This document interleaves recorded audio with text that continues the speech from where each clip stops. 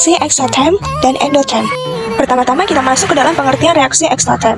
Eksoterm merupakan istilah dari bahasa Yunani yang berasal dari kata ekspos atau luar dan term yang berarti panas atau kalor. Jadi eksoterm dapat dikatakan sebagai suatu bentuk reaksi kimia yang bisa menciptakan kalor. Reaksi ini muncul karena terjadi perpindahan panas atau kalor yang berasal dari sistem menuju ke lingkungan, sehingga suhu lingkungan menjadi lebih tinggi atau panas. Reaksi eksoterm sendiri bisa terjadi secara alami atau maupun disengaja. Selanjutnya masuk ke dalam contoh reaksi eksoterm. Contoh reaksi eksoterm yang terjadi secara alami adalah air yang mengalir, besi yang berkarat, atau proses pembakaran kayu. Sementara itu, reaksi eksoterm yang terjadi disengaja misalnya proses percobaan di laboratorium seperti mencampur air dengan asam pekat, air dengan natrium perioksida, dan lainnya. Meski demikian, biasanya reaksi ini terjadi secara spontan. Contohnya, proses pembuatan etanol dan fermentasi glukosa, atau reaksi dari pembuatan NaCl. Pada reaksi ini, NaOH dan HCl menjadi reaktan, sedangkan H20 dan NaCl adalah produknya. Next, masuk ke dalam pengertian dan contoh reaksi endoterm. Sementara itu, reaksi endoterm bisa diartikan sebagai reaksi ketika kalor dari lingkungan masuk kepada sistem, atau lebih mudahnya adalah bentuk reaksi penyerapan kalor. Pada reaksi ini terjadi perpindahan panas dari lingkungan ke sistem yang mengakibatkan penurunan suhu dari lingkungan menjadi lebih baik. Masuk dalam contoh reaksi endoterm. Oleh karena menyerap energi, reaksi ini bisa menyebabkan meningkatnya energi pada sistem. Jadi, besar entalpi juga tentu meningkat dan terjadi perubahan ke arah positif. Contoh dari reaksi ini adalah kehasilan adalah proses fotosintesis pada tanaman.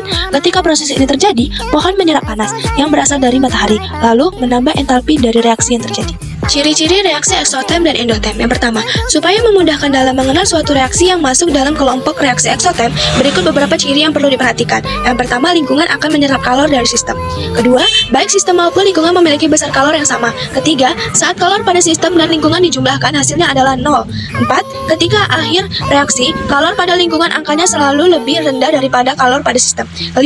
Jumlah entalpi pada produk umumnya lebih rendah daripada entalpi reaksi. 6. Perubahan entalpi akan melanjutkan nilai negatif. Terakhir, ketika sistem melepas energi, peningkatan suhu bisa dilihat dari APL. Apabila kalor berhenti, reaksi akan terus berjalan. Kedua, sementara itu ciri-ciri dari reaksi endoterm yang bisa diperhatikan antara lain. Yang pertama, produk mempunyai jumlah energi yang lebih besar dibanding dengan reaktan. Ikatan kimia yang terbentuk bisa melepas energi dibandingkan dengan reaktan. Energi ikatan pada produk memiliki jumlah yang lebih besar. Dan yang terakhir, perubahan entalpi akan menunjukkan nilai positif.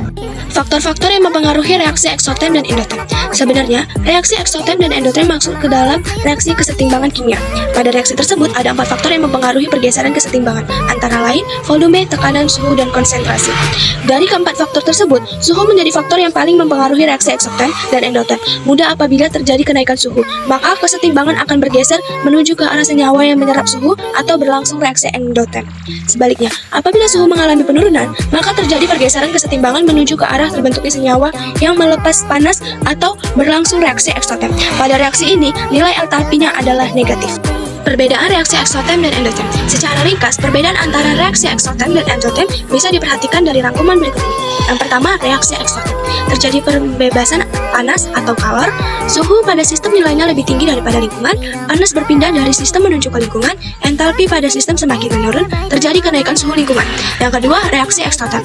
Reaksi memerlukan kalor dari lingkungan untuk diserap, suhu pada lingkungan memiliki angka yang lebih rendah dibandingkan dengan suhu pada sistem, terjadi penurunan suhu pada lingkungan, dan yang terakhir, ada perpindahan panas dari lingkungan menuju ke sistem.